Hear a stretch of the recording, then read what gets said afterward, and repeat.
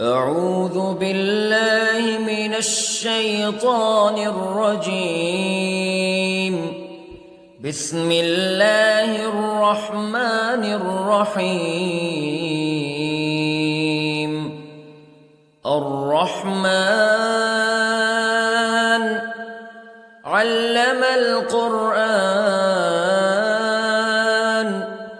خلق الإنسان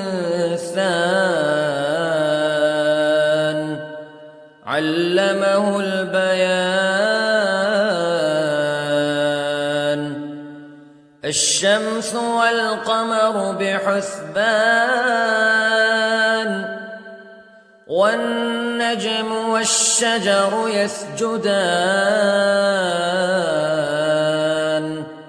والسماء رفعها ووضع الميزان ألا تطغوا في الميزان وأقيموا الوزن بالقسط ولا تخسروا الميزان. والأرض وضعها للأنام فيها فاكهة والنخل ذات الأكمام والحب ذو العصف والريحان فبأي آلاء ربكما تكذبان. خلق الإنسان من صلصال كالفخار وخلق الجان من مارج من نار فبأي آلاء ربكما تكذبان. رب المشرقين ورب المغربين فبأي آلاء ربكما تكذبان. مرج البحرين يلتقيان بينهما برزخ لا يبغيان فبأي آلاء ربكما تكذبان. يخرج منهما اللؤلؤ والمرجان فبأي آلاء ربكما تكذبان. وله الجوار المنشآت في البحر كالأعلام فبأي آلاء ربكما تكذبان. كل من عليها فان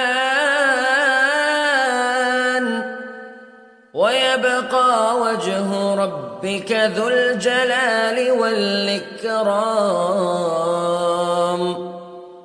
فبأي آلاء ربكما تكذبان.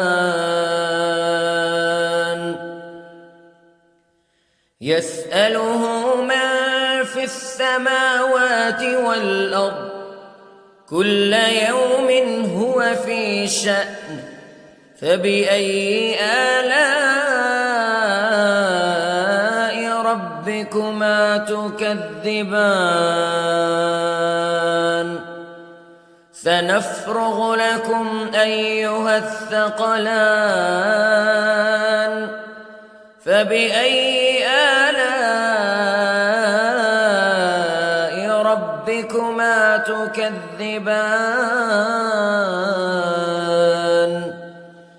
يا معشر الجن والإنس استطعتم أن تنفذوا من أقطار السماوات والأرض فانفذوا لا تنفذون إلا بسلطان فبأي آلاء ربكما تكذبان يرسل عليكما شواظ من نار ونحاس فلا تنتصران فبأي آلاء ربكما تكذبان فإذا انشقت السماء فكانت وردة كالدهان فبأي آلاء ربكما تكذبان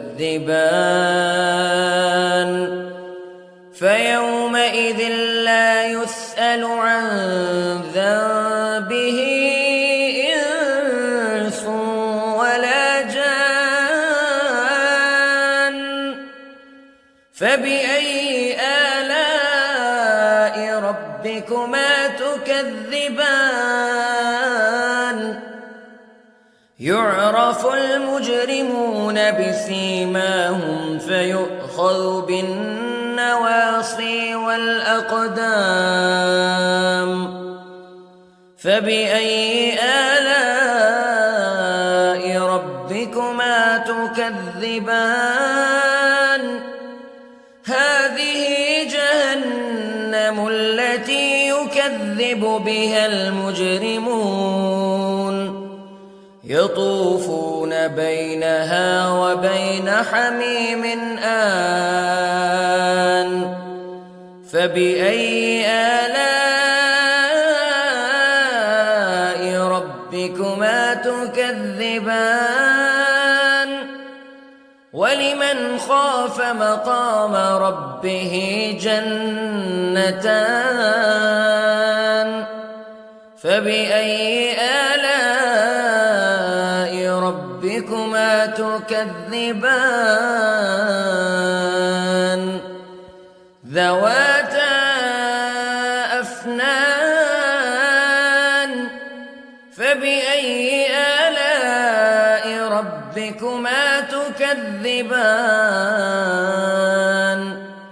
فيهما عينان تجريان فبأي آلاء ربكما تكذبان فيهما من كل فاكهة زوجان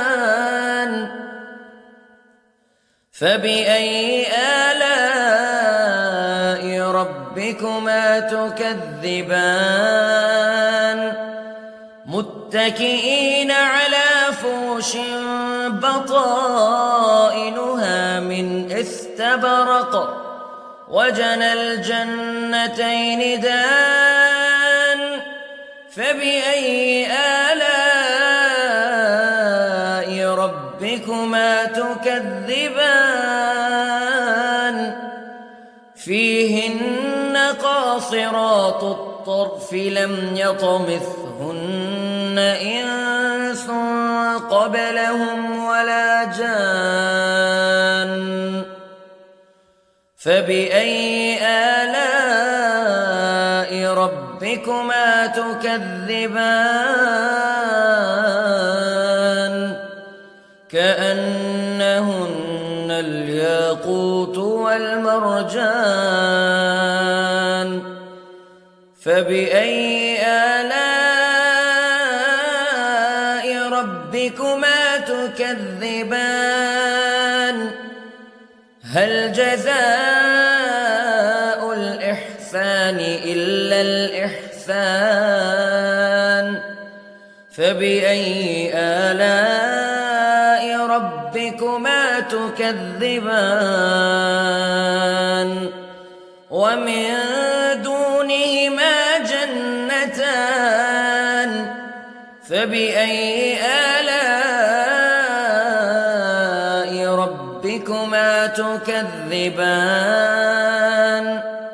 مدهامتان فبأي آلاء ربكما تكذبان فيهما عينان نضاختان فبأي آلاء ربكما تكذبان فيهما فاكهة ونخل ورمان فبأي آلاء ربكما تكذبان فيهن خيرات حسان فبأي آلاء ربكما تكذبان حور مقصورات في الخيام فبأي آلاء ربكما تكذبان لم يطمثهن إنس قبلهم ولا جان فبأي آلاء ربكما تكذبان متكئين على رفرف خضر وعبقري حسان فبأي آلاء ربكما تكذبان تبارك اسم ربك ذي الجلال والإكرام